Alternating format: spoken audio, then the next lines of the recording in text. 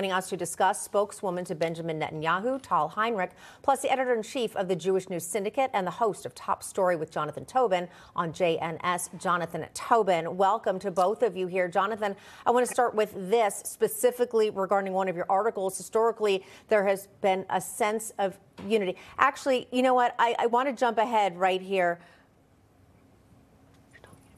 Okay, actually, Jonathan, I want to switch gears here because we're hearing a breaking news report. That's why I'm correcting myself here, of U.S. retaliatory strikes in Syria.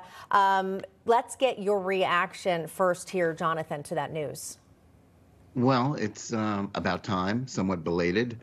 The whole problem with this administration has been its failure to establish deterrence. All of its policies up until October 7th were oriented towards appeasing Iran and its terrorist proxies and auxiliaries. And we paid the price for it. Israel paid the price for it. They've tried to walk back some of those policies.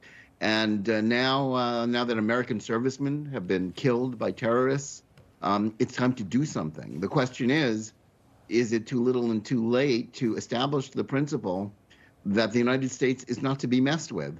And this president has demonstrated weakness in Afghanistan, in his appeasement of Iran, and in the way he's talked out of both sides of his mouth about the war with Israel, the war between Hamas and Israel.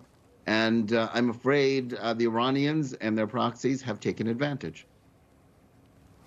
Tal, a lot we can speak with you about here. First off, what do we think Prime Minister Netanyahu, how he will respond or react here? Again, I just want to share with everybody breaking news. We have U.S. retaliatory strikes in Syria happening right now in reaction to our fallen soldiers from that strike, that drone strike in Jordan here. So, Tal, a couple different topics here. Start with the Prime Minister, his reaction, and then your reaction to the strikes happening. Well, this is, of course, breaking news, but I'll tell you that we're all fighting the same enemy one way or another. Israel is fighting Hamas, which 93% of its budget comes from Iran. The Palestinian Islamic Jihad, and they're fully funded by Iran, and Hezbollah in the north in Lebanon, also supported by Iran. And now you see these strikes carried out by the United States against proxies of Iran. So one way or another, we're all fighting the same enemy that wants to more bloodshed, more trouble across the Middle East and around the world.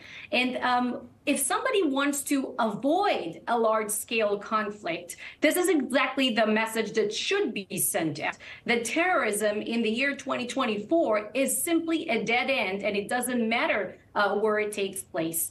This is, and we say it all the time since October 7th, that we are not just fighting our against Hamas. This is the war of the civilized world against barbarism. It's playing out on all different fronts. Now, think about this.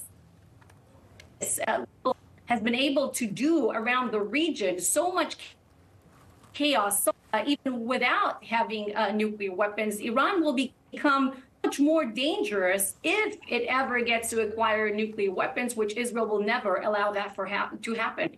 Yes, and I also want to just update anyone who's joining us now. We do have breaking news that there are U.S. retaliatory strikes in Syria. They have begun. Also, the U.S. officials have confirmed that these retaliatory airstrikes are underway. It's called a targeted campaign. Around a dozen targets have been exposed.